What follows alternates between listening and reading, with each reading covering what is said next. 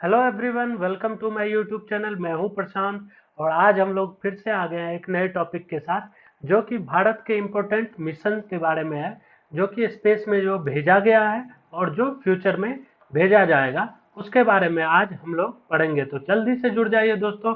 अगर आप लोग मेरे चैनल को सब्सक्राइब नहीं किए हैं तो सब्सक्राइब कर दीजिए, लाइक कर दीजिए और अपने दोस्तों के साथ शेयर कर दीजिए, ताकि इसी तरह के अच्छे वीडियो मैं आप लोगों के साथ लेकर आता रहूं। तो चलिए दोस्तों, जल्दी से जुड़ जाइए और आज का टॉपिक हम लोग जल्दी से शुरू करते हैं, जो कि स्पेस रिसर्च ऑर्गेनाइजेशन के बारे में है। तो चलिए दोस्तों, शुरू करते हैं।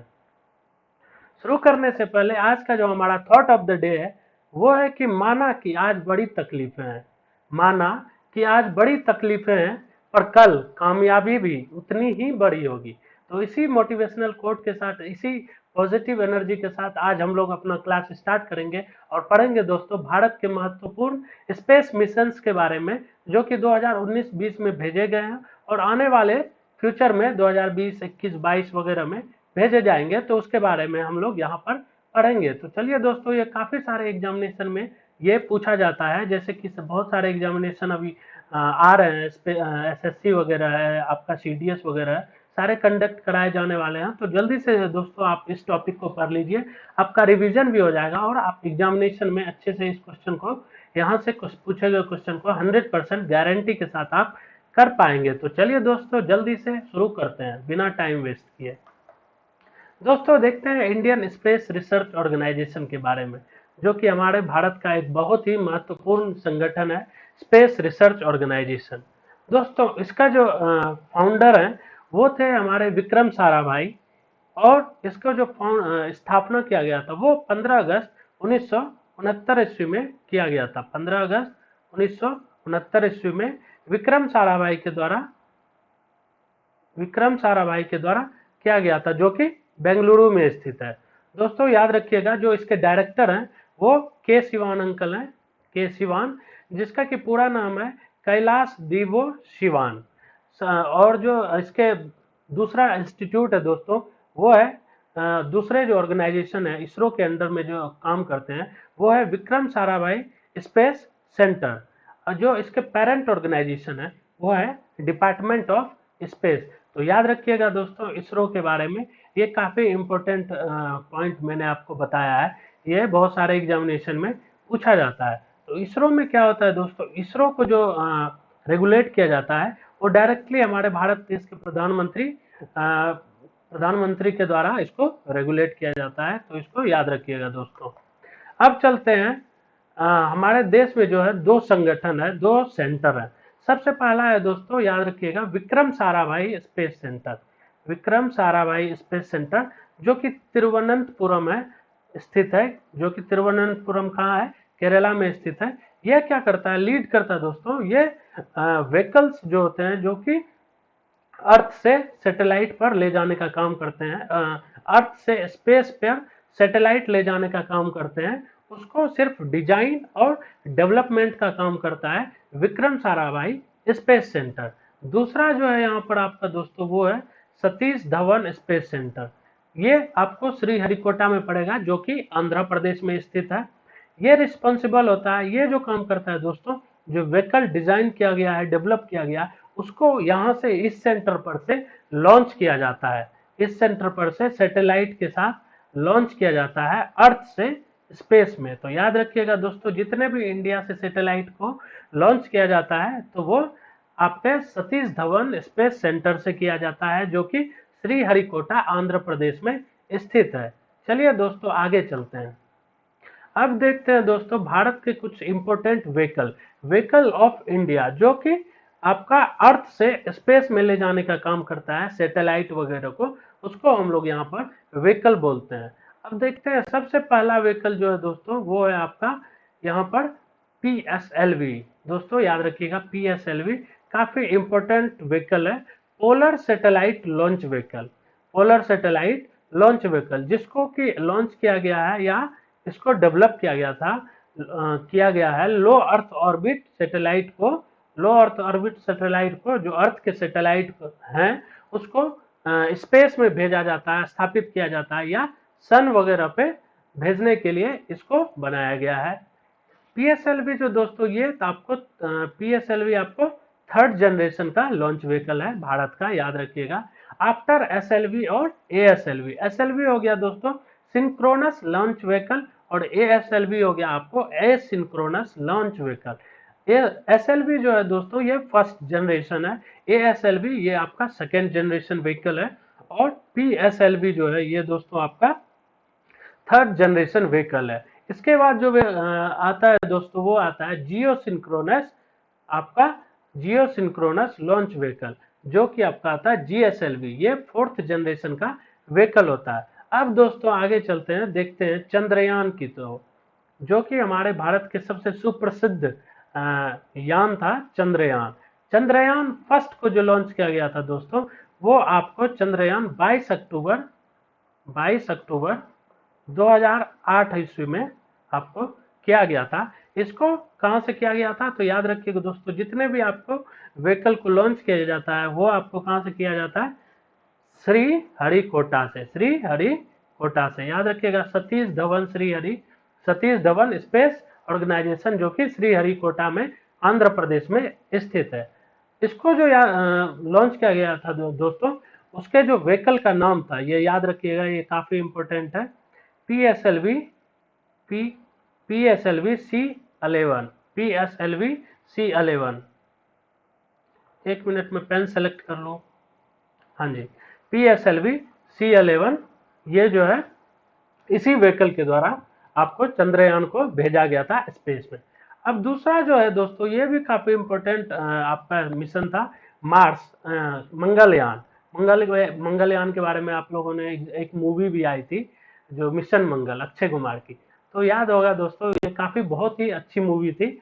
और ये यान भी आपका मंगलयान बहुत ही सक्सेसफुल रहा था दोस्तों। तो उसी पर है मार्स ऑर्बिटर स्पेसक्राफ्ट, जो कि 2013 ईस्वी में आपको लॉन्च किया गया था। इसके जो व्हीकल थे दोस्तों वो थे PSLV C25, PSLV C25। तो दोस्तों इसको याद रखिएगा, ये पूछ लिया जाता है बहुत सारे एग्जामिनेशन में कि किस व्हीकल के द्वारा जो है इसको लॉन्च किया गया था, तो PSLV C25 के द्वारा इसको लॉन्च किया गया था। तो आगे चलते हैं दोस्तों, अब देखते हैं भारत में जो 2020 में कुछ मिशन लॉन्च किए गए थे, स्पेस में भेजे गए थे स्पेसक्राफ्ट, मेनली तीन तरह के स्पेसक्राफ्ट थे, उनके बारे में हम लोग यहाँ पढ़ लेते हैं। तो सबसे पहले हम लोग देखते हैं GSAT-30 के बारे में। इसको लॉन्च किया गया था दोस्तों 17 जनवरी 2020 को, जो कि आपको सक्सेसफुली लॉन्च किया गया था, जो कि जियो सिंक्रोनस ट्रांसफर ऑर्बिट, जियो सिंक्रोनस ट्रांसफर ऑर्बिट, जो कि कोरूल में लॉन्च किया गया था। इसका जो बेस था कोरूल, जो कि फ्रेंच गुयाना में स्थित है, फ्रेंच गुयाना जो कि यूरोप में पड़ता है दोस्तों। इसका जो व्हीकल का नाम था वो था एरियन 5 VA-25। ये जो सैटेलाइट था दोस्तों ये टेलीकम्युनिकेशन के लिए भेजा गया था, जो कि INSAT 4A, INSAT Indian National Satellite 4A को रिप्लेस करने के लिए आपको GSAT-30 को स्पेस में भेजा गया था, ताकि टेलीकम्युनिकेशन को अच्छे से सुधारा जा सके, उसको सुदृढ़ किया जा सके, तो उसके लिए रिप्लेस किया गया था। अब जो दूसरा है दोस्तों ये है आपको EOS-01 अर्थ ऑब्जर्वेटरी सैटेलाइट। इसको जो दोस्तों लॉन्च किया गया था ये 7 नवंबर 2020 ईस्वी में किया गया था। सक्सेसफुली इसको भी लॉन्च किया गया था और भारत से ही लॉन्च किया गया था, जो कि कहां से लॉन्च होता है दोस्तों, तो याद रखिएगा सतीश धवन स्पेस सेंटर, जो कि हमारे श्री हरिकोटा में आंध्र प्रदेश में स्थित है, तो वहीं से इसको लॉन्च किया गया था। इसको इसलिए लॉन्च किया गया था दोस्तों, जितने भी अर्थ पे आपके एग्रीकल्चर से हो गए, फॉरेस्ट्री हो गए, डिजास्टर मैनेजमेंट, इसको सपोर्ट करने के लिए इस सैटेलाइट को स्पेस में लॉन्च किया गया था। तो याद रखिएगा दोस्तों EOS-01 को 7 नवंबर 2020 ईस्वी में लॉन्च किया गया था स्पेस में। अब हम लोग चलते हैं तीसरे स्पेसक्राफ्ट की ओर, जो कि CMS-01 है, CMS-01, जो कि 17 दिसंबर 2020 ईस्वी में इसको लॉन्च किया गया था। ये भी सक्सेसफुली लॉन्च हो गया था दोस्तों जियो सिंक्रोनस ट्रांसफर ऑर्बिट के द्वारा from Satish Dhawan space centre, जो कि आंध्र प्रदेश में है आपका। इसका जो सर दोस्तों व्हीकल था वो था PSLV C50। PSLV C50 इसके व्हीकल का नाम था CMS-01, जो कि लॉन्च किया गया था दोस्तों frequency spectrum which includes Indian mainland, Andaman Nicobar, Lakshadweep island. It is India 42nd communication line. ये जो दोस्तों कम्युनिकेशन को सपोर्ट करने के लिए इस आपको स्पेसक्राफ्ट को लॉन्च किया गया था, तो याद रखिएगा दोस्तों। और ये जो स्पेसक्राफ्ट लॉन्च किया गया था ये 42वां स्पेसक्राफ्ट था, जो कि कम्युनिकेशन को सुदृढ़ करने के लिए उसको सपोर्ट करने के लिए इसको लॉन्च किया गया था 2020 में, 17 दिसंबर 2020 में। तो इसको याद रखिएगा दोस्तों। इसी के साथ हम लोग आगे बढ़ते हैं और चलते हैं भारत के कुछ इंपॉर्टेंट मिशन की ओर जो कि स्पेस में भेजा गया है। सबसे पहला है दोस्तों चंद्रयान 2। चंद्रयान 2 अब देखते हैं दोस्तों, इसको जो भेजा जाएगा चंद्रयान 2, इसको लॉन्च किया गया था दोस्तों 22 जुलाई 2019 में। 22 जुलाई 2019 याद रखिएगा दोस्तों, ये काफी इंपॉर्टेंट है।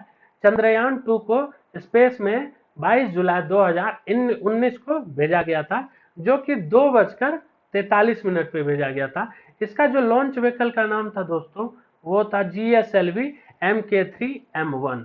GSLV Mk3M1 याद रखिएगा दोस्तों, from Satish Dhawan space centre. Obvious है, सतीश धवन स्पेस सेंटर से ही भेजा जाएगा, लॉन्च किया गया, जो कि श्रीहरिकोटा आंध्र प्रदेश में स्थित है।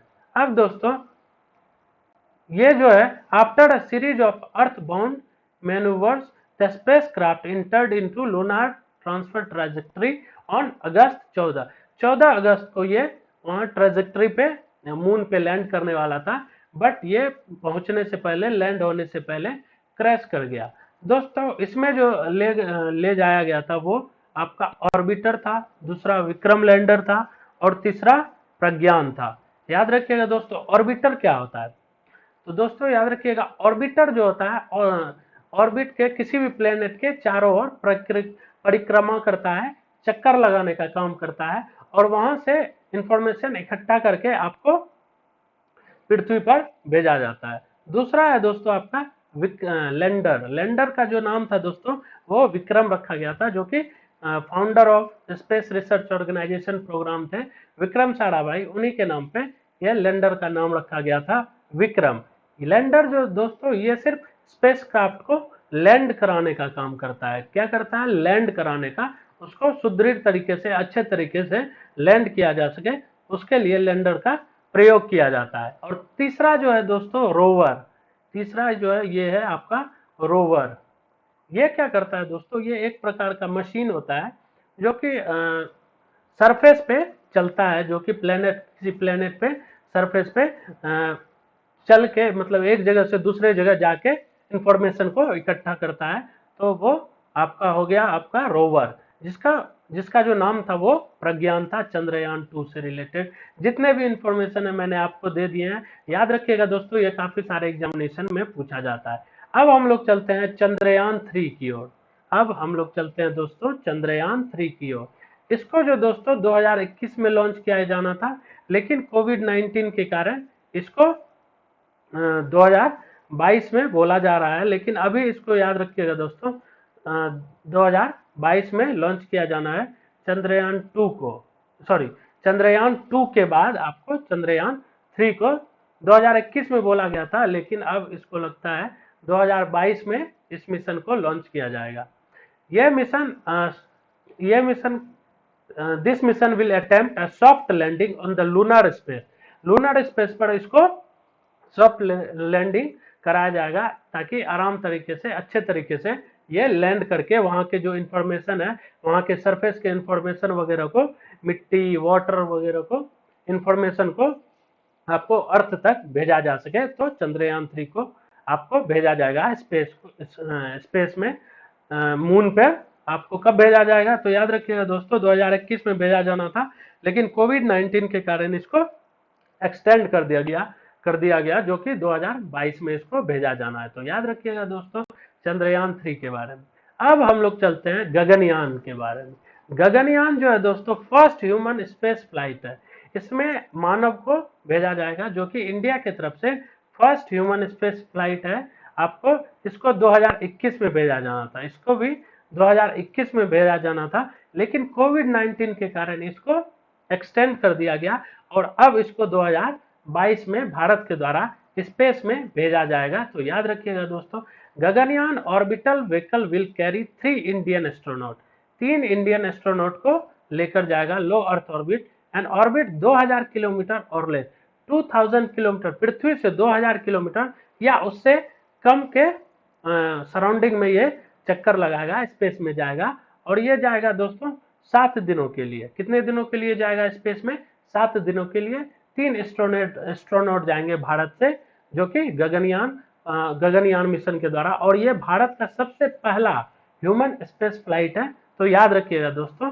और इस फ्लाइट स्पेस क्राफ्ट को इसरो और HAL हिंदुस्तान एरोनॉटिक्स लिमिटेड के द्वारा इसको डेवलप किया गया था। तो ये भी याद रखिएगा दोस्तों, इसको कब लॉन्च किया जाएगा? तो ये 2022 में किया जाएगा गगनयान को भारत के द्वारा। अब हम लोग चलते हैं दोस्तों तीसरे मिशन की ओर, जो कि है लूपेक्स। लूपेक्स जो है दोस्तों लूनार पोलर एक्सप्लोरेशन मिशन। ये दोस्तों जापान के जो स्पेस सेंटर है JAXA, Japan aerospace exploration agency, और भारत के द्वारा कंबाइन करके इसको कोलेबोरेट करके इस मिशन को भेजा जाएगा 2024 में। कब भेजा जाएगा? लूपेक्स को 2024 में भेजा जाएगा। इस मिशन का जो एम है दोस्तों, the mission aims obtaining the actual data related to the quantity and forms of water present on the surface of the moon to determine the feasibility and utilize such resources for sustainable space exploration activity in the future। अब क्या है दोस्तों, इस mission को इसलिए भेजा जा रहा है 2024 में, फ्यूचर की बात कर रहा हूं मैं, तो इसको इसलिए भेजा जा रहा है ताकि मून पे, चंद्रमा पे वाटर है या नहीं है, वहां पर वहां के मौसम कैसे हैं, वहां के आपकी मिट्टी वगैरह कैसी है, तो उसकी जानकारी के लिए उसकी जानकारी इकट्ठा करने के लिए आपको लूपेक्स को 2024 में भेजा जा रहा है, जो कि इंडिया इसरो और जापान के साथ, जापान का स्पेस सेंटर जो है JAXA के साथ, ये दोनों कोलैबोरेट करके इस मिशन को 2024 में लॉन्च कर रहे हैं। तो इसको भी याद रखिएगा दोस्तों, लूपेक्स। अब हम लोग चलते हैं आदित्य L1 की तरफ। आदित्य L1 को दोस्तों ये भारत का पहला मिशन है जो कि आपको सन की स्टडी करने के लिए आपको स्पेस में भेजा जा रहा है। इसको 2020 में भेजा जाना था दोस्तों, लेकिन कोविड-19 के कारण इसको भी अब 2022 में भेजा जाएगा। The mission AIIMS studying solar corona visible and near IR band. ये सूर्य को स्टडी करने के लिए इसको 2022 ईस्वी में भेजा जा रहा है। L1 का मतलब होता है दोस्तों लैग्रेंजियन पॉइंट। लैग्रेंजियस पॉइंट का मतलब होता है कि पृथ्वी से सूर्य की जो डिस्टेंस है वो 1.5 मिलियन किलोमीटर है। 1.5 मिलियन किलोमीटर को स्टडी करने के लिए यहाँ से सैटेलाइट को वहां पर भेजा जाएगा, मिशन को आपको सन पे भेजा जाएगा और उसको स्टडी करने का काम करेगा। तो याद रखिएगा दोस्तों, आदित्य L1 मिशन को भारत के द्वारा 2022 में लॉन्च किया जाएगा। तो ये भी काफी इंपॉर्टेंट है। अब चलते हैं दोस्तों रीसेट 1A की तरफ। रीसेट 1A ये भी आपको it is expected to launch in the year 2021 by ISRO. दोस्तों पूरे देश में, पूरे विश्व में कोरोना ने पूरा काम खराब कर रखा है। कोई भी समय पर कोई भी काम नहीं हो पा रहा है, तो उसी की वजह से ये जो मिशंस हैं इसको एक्सटेंड कर दिया जा रहा है ताकि अच्छे तरीके से इसको सक्सेसफुली लॉन्च किया जा सके। तो 2021 में इसको भी लॉन्च करने का बात है। तो देखिए दोस्तों आगे क्या होता है। यह भी रडार, ये जो है दोस्तों it is a radar imaging satellite. ये क्या करता है, it and will be similar reset 1A satellite in terms of configuration. ये रडार सैटेलाइट है दोस्तों। It is land based mission on train mapping analysis of land, ocean and water surface of soil moisture. ये क्या करेगा दोस्तों, space में भेजा जाएगा कि किस प्लेनेट पर उसका लैंड कैसा है, जमीन कैसा है, वहाँ के महासागर वगैरह कैसे हैं, वहाँ पे वाटर सरफेस पे कैसा है, वहाँ का मॉइस्चर कैसा है। आपको इन सब को स्टडी करने के लिए रीसेट 1 को रीसेट 1A को भेजा जाएगा रीसेट 1 के बाद। तो याद रखिएगा दोस्तों, इसको भी 2021 में भेजा जाना है इसरो के द्वारा। अब हम लोग चलते हैं निसार की तरफ। निसार से हो गया आपको, एन से हो गया दोस्तों नासा, और आई से हो गया आपको India. India space NASA ISRO synthetic synthetic aperture radar, synthetic aperture radar. तो याद रखिएगा दोस्तों, एन ए से हो गया आपका नासा, एन आई से सॉरी एन से हो गया आपका नासा, आई से हो गया इंडिया। और synthetic aperture radar expected to be launch in year 2022। इसको भी 2022 में लॉन्च किया जाना है, जो कि नासा और इसरो के द्वारा दोनों स्पेस एजेंसी मिलकर इस स्पेसक्राफ्ट को लॉन्च करेंगे 2022 में। तो याद रखिएगा दोस्तों, ये जो है ये सैटेलाइट क्या करेगा, जितने भी महासागर वगैरह हैं, या it aims to studying global environment change and natural disaster and will be first dual band L&S radar imaging satellite. ये क्या करेगा दोस्तों, जितने भी पर्यावरण में डिजास्टर वगैरह हो रहे हैं या आने वाले हैं, तो उसको स्टडी करने के लिए इस सैटेलाइट को भेजा जा रहा है। Nisar satellite is likely to be a world most expensive Earth imaging satellite data with an expected cost of 1.5 billion. ये काफी महंगा है दोस्तों, अभी तक का सबसे महंगा स्पेसक्राफ्ट है, जो कि 1.5 मिलियन की लागत से बना है। तो याद रखिएगा दोस्तों, और इसमें इस मिशन की जो लाइफ है वो आपको 3 इयर्स है। यहाँ पर देख सकते हैं आप, ये 3 इयर्स है नासा निसार जो आपको स्पेस मिशन है। अब हम लोग चलते हैं दोस्तों मंगलयान 2 की तरफ। हम लोग मंगलयान 3 देख चुके हैं, जो कि 2013 में लॉन्च किया गया था। अब हम लोग चलते हैं मंगलयान 2 की तरफ। मंगलयान 2 दोस्तों, जिसको मॉम 2 के नाम से भी जाना जाता है, मंगलयान 2, जिसको कि 2024 में लॉन्च किया जाना है। कब लॉन्च किया जाना है? भारत के द्वारा 2024 में लॉन्च किया जाना है। It is India second interplanetary mission on to Mars by ISRO. ये मंगल पर दूसरा यान है जो कि भेजा जा रहा है इसरो के द्वारा, जो कि मंगलयान 2 है, MOM-2। It will consist of an orbiter and any include a lander and a rover। ये जो स्पेसक्राफ्ट जाएगा, इसके साथ एक लैंडर भी जाएगा जो कि इसको स्पेसक्राफ्ट को लैंड कराता है, और एक रोवर भी जाएगा जो कि वहां के एक जगह से दूसरे जगह पे सरफेस पर जाकर इंफॉर्मेशन को इकट्ठा करने का काम करेगा। तो दोस्तों याद रखिएगा, मंगलयान 2 आपको 2024 में भारत के द्वारा आपको स्पेस में भेजा जा रहा है। अब दोस्तों एक सबसे महत्वपूर्ण यान, शुक्रयान 1। याद रखिएगा दोस्तों, शुक्रयान 1 को भारत के द्वारा 2025 में इसरो और फ्रांस के जो स्पेस सेंटर हैं, वो दोनों मिलकर इसको भेज रहे हैं। शुक्रयान को, जो वेनस हमारा शुक्रयान है, वहां के सरफेस को, वहां शुक्रयान को स्टडी करने के लिए, उस प्लेनेट को स्टडी करने के लिए शुक्रयान को भेजा जा रहा है 2025 में भारत और फ्रांस के स्पेस एजेंसी के द्वारा। तो याद रखिएगा दोस्तों, ये भी काफी इंपॉर्टेंट है। अब हम लोग चलते हैं दोस्तों भारत के डिफेंस ऑर्गेनाइजेशन के बारे में।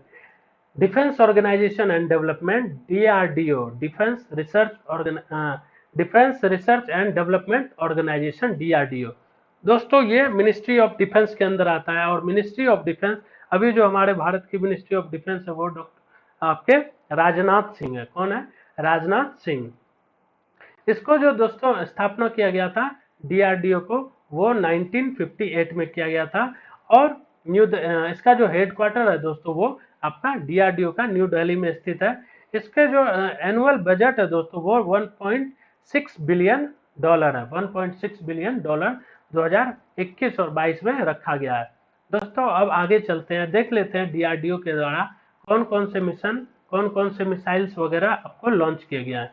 तो देखते हैं, सबसे पहला जो है ब्रह्मोस। ब्रह्मोस जो है दोस्तों, ये क्रूज मिसाइल है, सुपरसोनिक क्रूज मिसाइल है, जो कि भारत और रशिया के द्वारा लॉन्च किया गया है या डेवलप किया गया है। भारत की जो प्रमुख नदी है ब्रह्मपुत्रा और रूस की जो नदी है दोस्तों मॉस्कोवा, इन दोनों को के नाम को मिलाकर ब्रह्मोस नाम रखा गया है आपका। ये आपको भारत के डीआरडीओ और आपके यहाँ रसिया के जो है आपके रसिया के डिफेंस एकेडमी के द्वारा लॉन्च किया गया है ब्रह्मोस। ये क्रूज मिसाइल है, काफी इंपॉर्टेंट है दोस्तों, तो इसको याद रखिएगा। अब चलते हैं हम लोग 3D surveillance radar of Indian navy. ये दोस्तों रडार लॉन्च किया गया है इंडियन नेवी के द्वारा। ये क्या करेगा दोस्तों, जितने भी ओशियन में आपके the radar has digital receiver programmable signal processor providing high resolution, accuracy, response and information availability. The radar can auto track 150 targets including tracking with IFF association। ये क्या करेगा दोस्तों, नेवी के द्वारा लॉन्च किया गया 3D सर्विलेंस रडार, जो कि 150 टारगेट को 150 टारगेट को एक साथ क्या कर सकता है, रीड कर सकता है और उसको स्टडी कर सकता है, पढ़ सकता है, ताकि जो कोई भी हमला होने वाला है उसको रोका जा सके। तो इसके सर्विलेंस के द्वारा इसको निगरानी रखने के लिए इसको लॉन्च किया गया है। अब हम लोग चलते हैं दोस्तों डीआरडीओ के। तो डीआरडीओ का सबसे इम्पोर्टेंट मिसाइल जो है वो है आकाश। आकाश जो है दोस्तों सरफेस टू एयर लॉन्च किया जाता है, जो कि इसका रेंज है 25 किलोमीटर। दोस्तों याद रखिएगा, ये इसका जो रेंज है 25 किलोमीटर, ये सरफेस टू एयर है दोस्तों, इसको भी आपको याद रखना है। ये short range surface to air missile है जो कि डीआरडीओ के द्वारा डेवलप किया गया है, तो इसको याद रखिएगा दोस्तों। अब हम लोग चलते हैं, ये देखिए कितना सुंदर लग रहा है, कितना मस्त लग रहा है, कितना अच्छा टैंक लग रहा है, एकदम शानदार लग रहा है। तो इसका जो नाम है दोस्तों विजयंता कैटेपुल्ट, विजयंता कैटेपुल्ट। इसको डिजाइन किया गया है दोस्तों, इसका integration 130 mm self propelled M46 gun के द्वारा इसको इसमें मतलब इसके ये जो आपका बैरल है इसको M46 बोलते हैं। With redesigned Vijayanta chassis, the location of the gun assembly such that their rear faces of target in the normally adapted firing position। ये जो दोस्तों ये एक साथ काफी सारे प्रहार कर सकता है, शानदार प्रहार कर सकता है, तो याद रखिएगा दोस्तों विजयंता कैटेपुल्ट। अब देखते हैं दोस्तों वरुण अस्त्र। वरुण अस्त्र को दोस्तों डीआरडीओ के द्वारा 2016 में डेवलप किया गया था दोस्तों। ये क्या है, ये एक टॉर्पीडो है जो कि ओशियन में सबमरीन को टारगेट करता है। Varunastra is shipped launch heavy weight electrically propelled anti submarine torpedo capable to targeting quiet submarine. Submarine को ये क्या करता है, टारगेट करता है, और जो कि काफी गहराई में भी होता है या पानी के ऊपरी सतह पर होता है, तो ये दोनों को मारने में सक्षम होता है। ये दोस्तों डीआरडीओ के द्वारा ही डेवलप किया गया है, ये काफी इंपॉर्टेंट है, तो याद रखिएगा दोस्तों वरुण अस्त्र, जो कि 2016 में इसको शामिल किया गया था इंडियन नेवी में। कब किया गया था दोस्तों, 2016 में, तो याद रखिएगा। इसी के साथ नेक्स्ट हम लोग नेक्स्ट वीडियो में इसके कुछ क्वेश्चंस भी लगाएंगे इंपॉर्टेंट। तब तक के लिए धन्यवाद दोस्तों, हैव अ नाइस डे। और इसी तरह के अच्छे वीडियो देखने के लिए आप हमारे साथ जुड़े रहिए। अगर आपने मेरे चैनल को सब्सक्राइब नहीं किया है तो जल्दी से सब्सक्राइब कर दीजिए, लाइक कर दीजिए और अपने दोस्तों के साथ शेयर कर दीजिए। हैव अ नाइस डे दोस्तों, थैंक यू सो मच।